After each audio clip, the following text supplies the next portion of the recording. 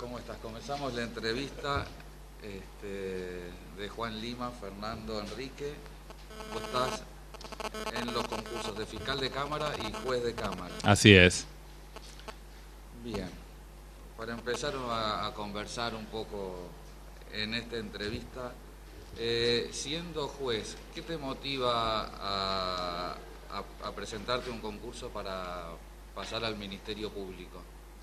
En realidad me presenté en los dos concursos, ¿no? Para ser juez de cámara y fiscal de cámara, por cuanto, si bien la verdad que el trabajo de juez de primera instancia es un trabajo apasionante que me sigue gustando, que día a día propone nuevos desafíos, también es cierto que desde hace ya 12 años que soy juez de primera instancia y por ahí puede sonar un poco inmodesto de mi parte, pero pienso que desde otros lugares de trabajo también uno puede aportar más allá del crecimiento personal, a la labor del Poder Judicial de la ciudad con el que uno tiene un compromiso porque está desde el nacimiento mismo del contencioso. Y es cierto que el desafío de probar trabajos desde distintas funciones, ¿no? Porque el trabajo de juez de cámara, si bien no hay jerarquías entre los jueces, implica una función distinta, una visión distinta, otro tipo de trabajo. También lo es que desde el Ministerio Público hay muchas posibilidades y esto implica mirar al proceso desde otro lado, mirar la relación de las partes desde otro lado y la posibilidad de seguir trabajando en el Poder Judicial en ese sentido. Y la verdad que por eso es que me presento para los dos cargos. Como que la idea central es poder ir a otro cargo en la Cámara. Sí,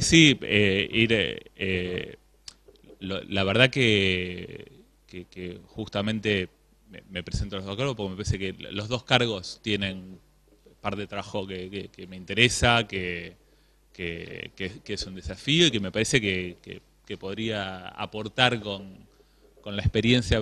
Me pone un poco incómodo hablar de esto, pero realmente me parece que tantos años de trabajar en primera instancia aporta también un Ya que utilizás bagaje. esa palabra que sí es Sí. interesante, ¿y qué pensás que en particular podés aportar vos de toda la experiencia y de la forma que desarrollaste tu tarea a la Cámara? Yo,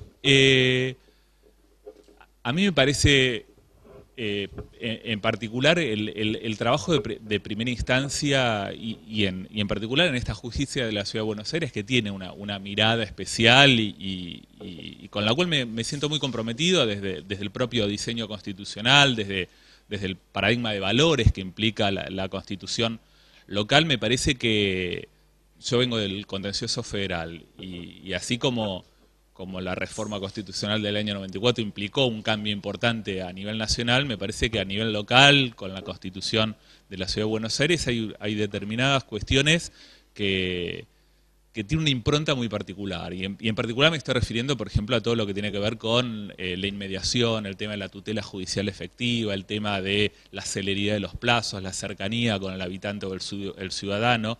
Y en ese sentido me parece que desde la primera instancia esta experiencia la tenemos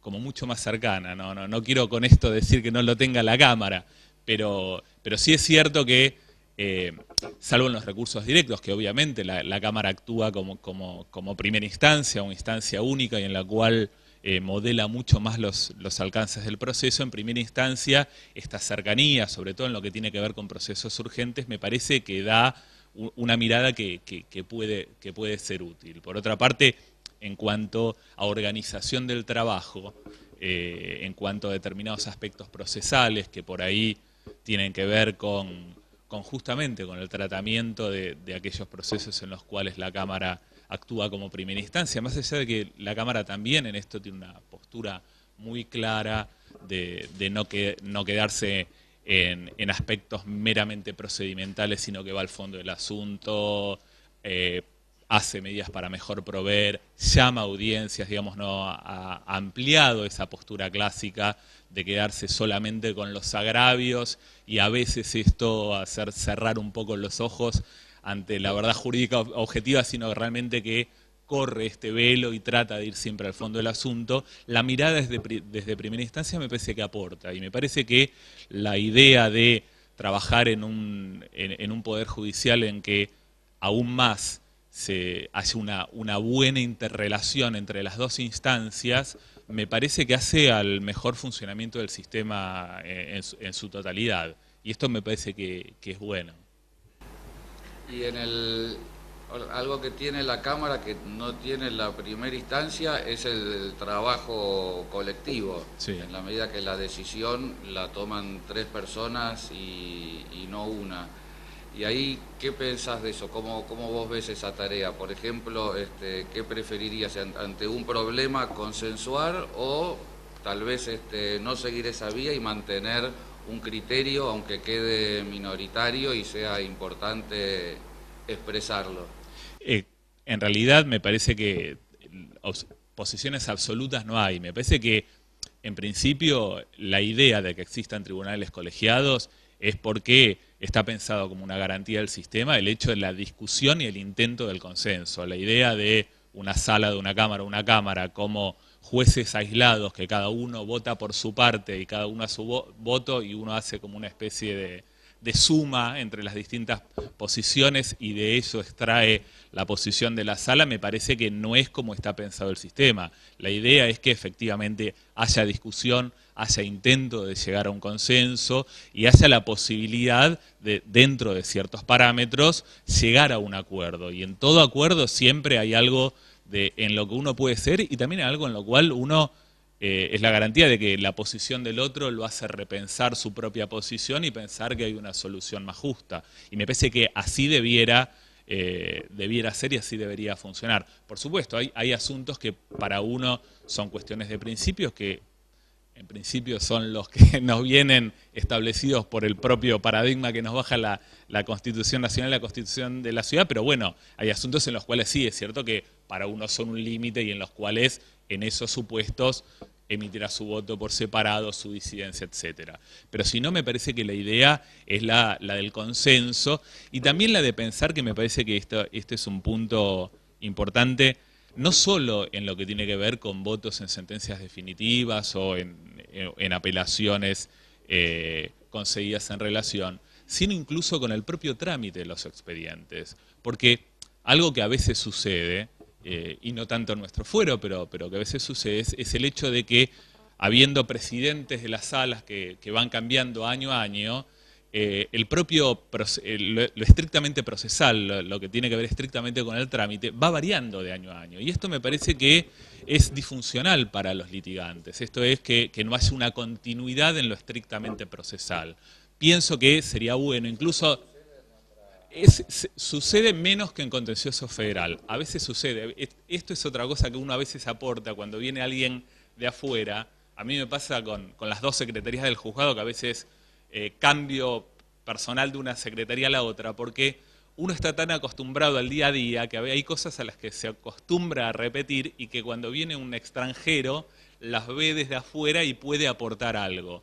Y me parece que esto, por ejemplo, de que a medida que son distintos los presidentes de la sala, se despacha distinto el trámite de los expedientes, es algo que puede llegar a afectar la seguridad jurídica. Es cierto que es estrictamente procesal, no es la decisión de fondo, pero que en los temas estrictamente de trámite, en los temas estrictamente procesales, siempre que se dé A, el despacho sea B, me parece que es una garantía, da seguridad, se trabaja más rápido y me parece que en todo lo que no implique algún avance en cuanto a decisión jurisdiccional, que esto sea así, gana no solo en seguridad, sino incluso en rapidez y celeridad. Y me parece que esto también es bueno en cuanto al funcionamiento de la sala, aun cuando, por supuesto, estamos hablando de un tribunal colegiado.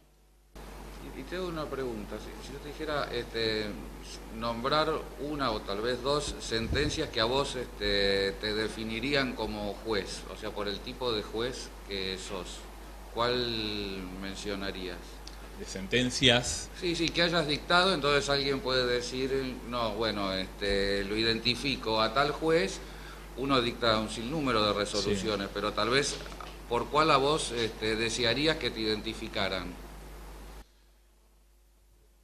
Sí, sí, sí, sí. La verdad que uno piensa por ahí en las sentencias en las cuales uno ha podido extremar más el control de la actuación de la administración pública. Eh, yo recuerdo, por ejemplo, un precedente. Estoy pensando qué decir o no decir porque hay parte de la ejecución de sentencia que continúa en trámite, pero bueno, el tema de Iglesias, un tema después de Cromañón con el tema de control del ejercicio de poder de policía de seguridad en todas las escuelas porteñas, me parece que fue un caso muy interesante por los desafíos que implica el amparo colectivo, ¿no? Y en este sentido me parece que encontrar ese equilibrio, ¿no? que nos da una constitución que es muy generosa, que prevé una legitimación muy amplia en lo que tiene que ver con la acción de amparo, al punto de que una jurisprudencia que hasta ahora no ha cambiado del Tribunal Superior la define como una verdadera acción popular, sumado al control difuso de constitucionalidad que tenemos, me parece que esto nos habla de un poder muy importante en cabeza de los jueces.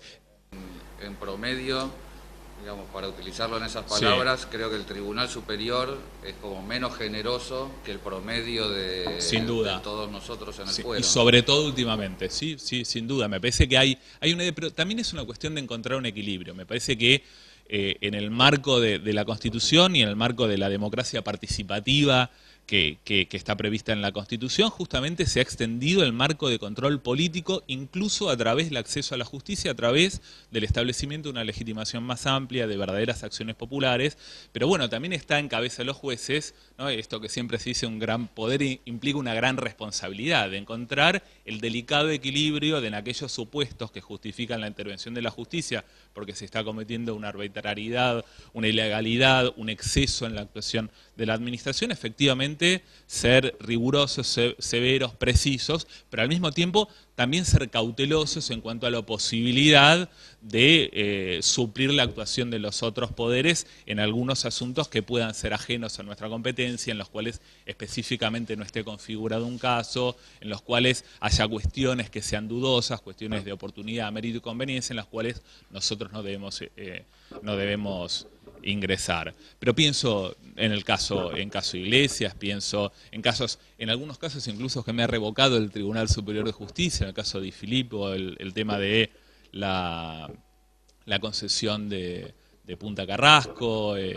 pienso en algún tema de legitimación que tiene que ver con preservación del patrimonio cultural o ambiental, como el tema de la confitería Richmond. Son temas que a uno le proponen un desafío y que por supuesto son absolutamente criticables u opinables las decisiones que uno toma, pero son esos asuntos que a uno lo ponen justamente a ver cuál es el límite de actuación posible desde el ámbito del Poder Judicial, y efectivamente me parece que son los desafíos más lindos que tiene el contencioso. Pero como política judicial, yo a ver si te entiendo. Dale. Y resumen, ¿te parece, digamos, más positiva esta jurisprudencia restrictiva del Tribunal Superior o no? O que tal vez ese tribunal tendría que seguir por otro carril.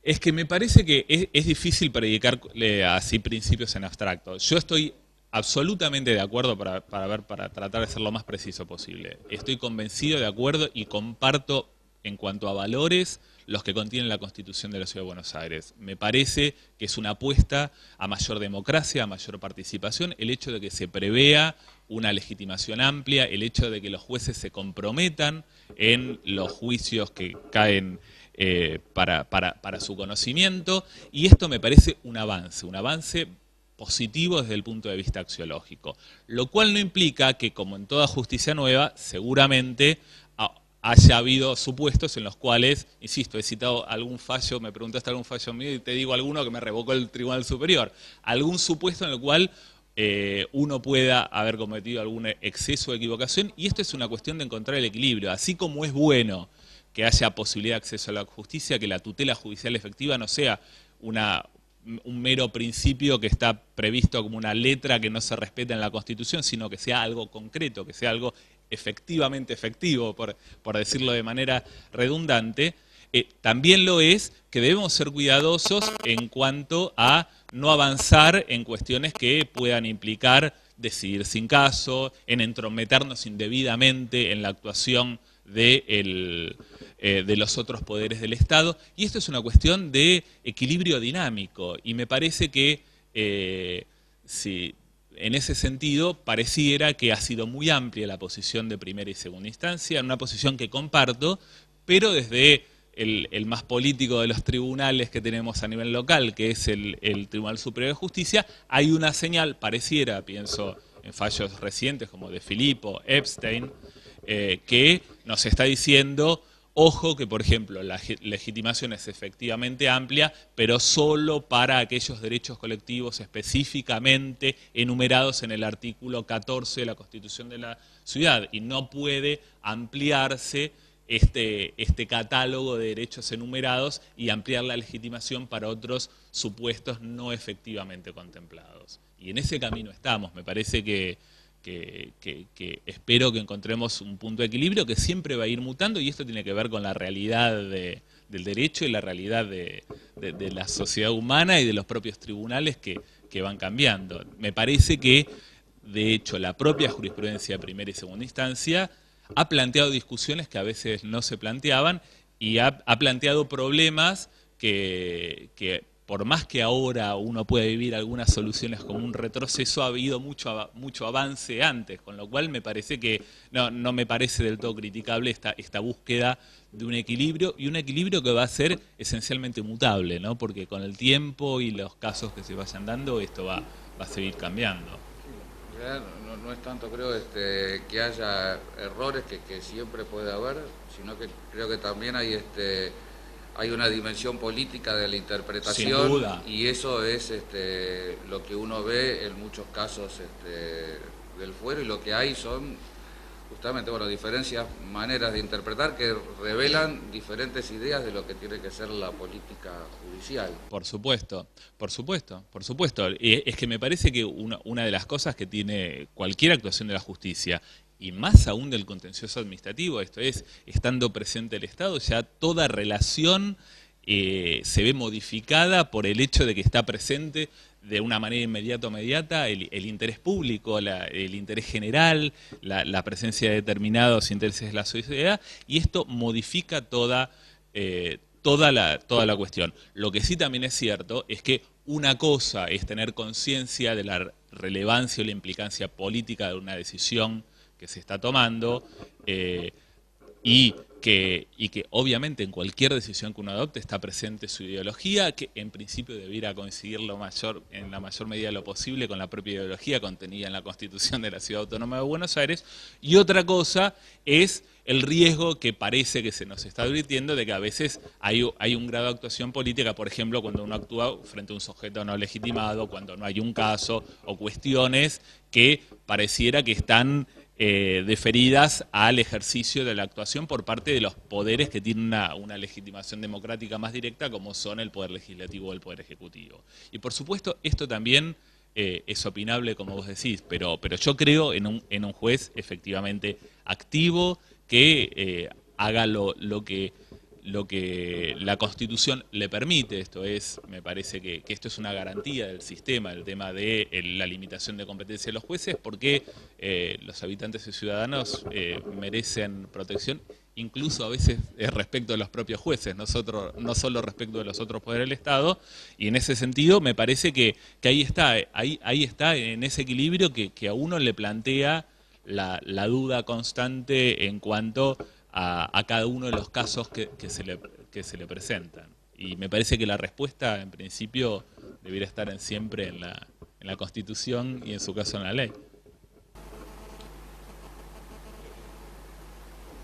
Sí. La verdad es que vos sabés cómo es la composición del Consejo, y que 3 representantes somos puestos por la legislatura y por un bloque político. En especial, vos hablaste de política e ideología, y no puedo dejar de preguntarte, a partir de lo profundo que me pareció de lo que estás diciendo, en cuanto a ampliación de derechos y democracia, en cuanto a la actuación aprobación del fuero, en tu última decisión que estuvo tan mediatizada, que tuvo que ver con la aplicación de la tarifa del subte. Entonces, ¿en qué dimensión vos pones eso en cuanto a ampliación de derechos, a democracia y a tu propia decisión en ese sentido? Bueno, en primer término, por ejemplo, me parece que la decisión, y me permito avanzar un poco más porque por suerte es un caso que siga teniendo yo, ¿no? Esto siempre, ¿no? La ley 7 nos impone reserva en cuanto a los casos que tenemos en trámite, pero bueno, es un caso en el cual entendí en la feria. Ya de por sí pude entender en ese caso y entendí que estaban legitimados los sujetos que plantearon el asunto. Me parece que este es un avance importante y uno piensa en algunos precedentes de la Corte Suprema de Justicia de la Nación de la década del 90 que expanden sus efectos hasta el presente y podría haber sido discutido. De hecho, tengo dudas si el Tribunal Superior de Justicia aceptaría la legitimación de todos los sujetos respecto a los cuales yo admití la legitimación. Yo efectivamente entré al conocimiento del asunto y en este sentido me parece que esto es un avance. El planteo de fondo que se estaba haciendo tiene que ver con que en el caso concreto se estaba pidiendo una medida cautelar en el ámbito de una acción de amparo relacionado con un tema de servicios públicos. Y en este sentido, en estos equilibrios que buscábamos, pienso también, ¿no? Vos que hablás de la representación política, ¿no? El tema de determinado discurso que en algún punto puedo compartirlo, el tema de determinadas críticas que me parece que la presidenta de la Nación, el vicepresidente de la Nación, hablan de las cautelares express y la posibilidad de, mediante medidas cautelares, dejar de que se cumplan leyes adoptadas por el Congreso de la Nación o decisiones adoptadas por los poderes políticos. Esto es el tema de encontrar un punto de equilibrio, esto es, en una materia de servicio público, que se dice, y uno en principio debe creer que por la presunción de legitimidad que tiene el accionar estatal, que esto efectivamente es así, que puede ponerse en peligro la prestación de un servicio público. Se interpone una acción de amparo, en principio, con un marco de conocimiento acotado y que va a tener una solución en un tiempo rápido. Y en ese contexto se pide una medida cautelar que desde la propia ley está planteada como de procedencia algo excepcional, justamente porque se da en el marco de un juicio rápido y porque podría afectar a un servicio público.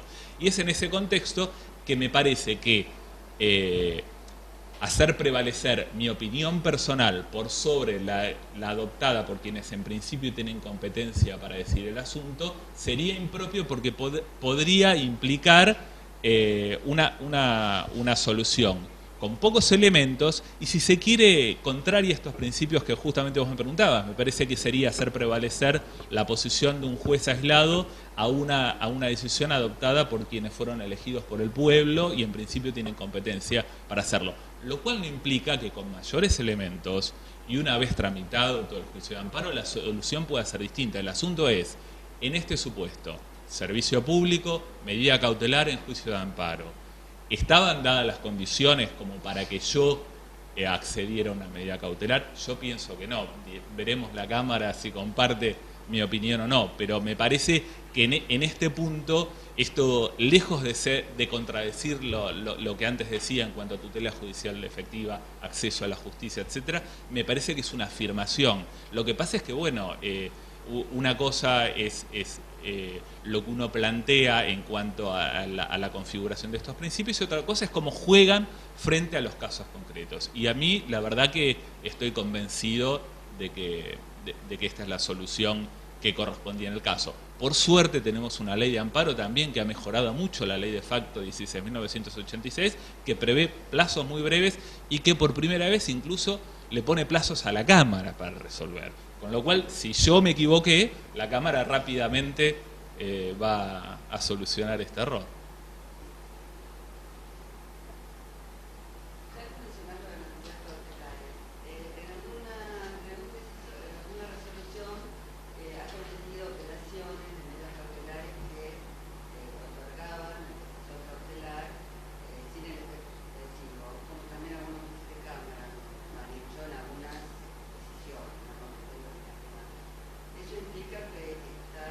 ¿Cómo? Perdóname.